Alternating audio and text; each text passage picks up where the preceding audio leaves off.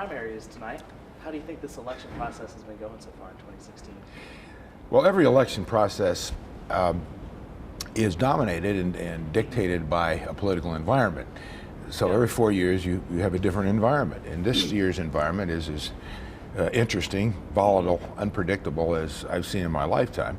And the only way to, and it's our system, to work through this is what we're doing. You go through caucuses and primaries, you make your case, you get your people out to vote.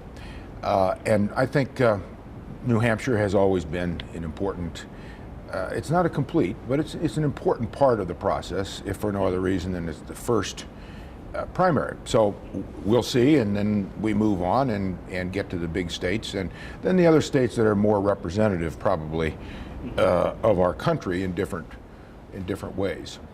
Do you have a candidate that you're supporting on your side yet? No, I have not said that I'm supporting any of the candidates. I do think it's important for each candidate who believes they have something to say to go out and say it. I am disappointed, though, in the tone. I think it is really beneath the American people, the lack of just civility, decency, dignity, and that's not good for a democracy because we're defining it down.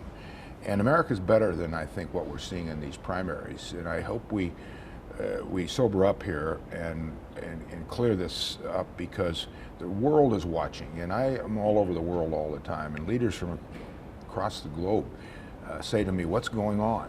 I mean, you hold yourselves out as the golden republic of all times, but this kind of nonsense that you see is not good. And so I think we'll find that new center of gravity in politics. America deserves it. I think America will demand it. A lot of talk of foreign policy in this primary process. What's the issue that these candidates aren't talking about?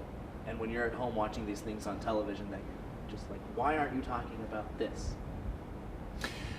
Well, first, I think the formats of these debates, and they're really not debates, they're more entertainment venues, simply by the numbers, versus the Democrats. I mean, you see the clear difference in the Sanders-Clinton debates because you've got a really defined and small one-on-one, and then you can get in depth far more and cover more issues than the bigger groups. But to your question, there's a lot of generality about I'm going to do this, I'm going to do this, but there's very little explanation of how the implementation, the execution of the plan. And I also have been struck by so many of these candidates, and some of them should know better, they're members of Congress, act like the presidency is the only one part of our government that counts.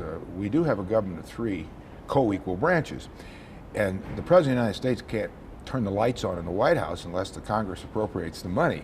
So no president, and it was intended to be this way, and thank goodness for that, is alone as an emperor and dictator. So you need the Congress, and the other part of that is there's been a lack of understanding, I think, in how government works, focusing on governing. Institutions are important, and you may not like government, and you're always working like a company to make it better. But governments are important. You want the best people, and you want it done right. You don't want too much government. You want to make sure the government you pay for works. And there's not a lot of talk about that. These foreign policy issues that you mentioned are very complicated.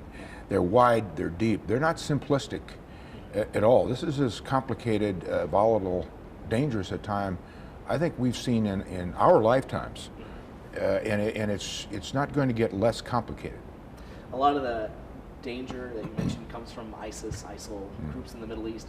When you were in the Pentagon as Secretary of Defense, is this a problem you saw then that would become as big as it's become today? Well, I was asked about a year and a half ago at a Pentagon news conference about ISIS, and I said, it is a force that we have never seen before. Now, we've seen terrorist groups, Al-Qaeda and other groups, but this organization represents a different dimension and dynamic than we've ever seen. Their expert use of social media, their recruitment tools, to reach out to the young, disaffected, disenchanted, alienated groups of people all over the world. It's an inverted Islamic ideology that's very dangerous. They have money, they have resources, they have military prowess, both tactical, strategic. We've never seen the completeness ever before in any group. And it's not going to be solved by the military. The military can't bomb their way out of this. Our military, the NATO military, the GCC, Gulf cooperation countries can't bomb their way out of it. You're dealing with an ideology, you're dealing with brutality. So this is difficult. And I really, as I said in that news conference a year and a half ago, said, and I said it many times in National Security Council meetings, that we're going to be dealing with something here that's going to get bigger and more complicated.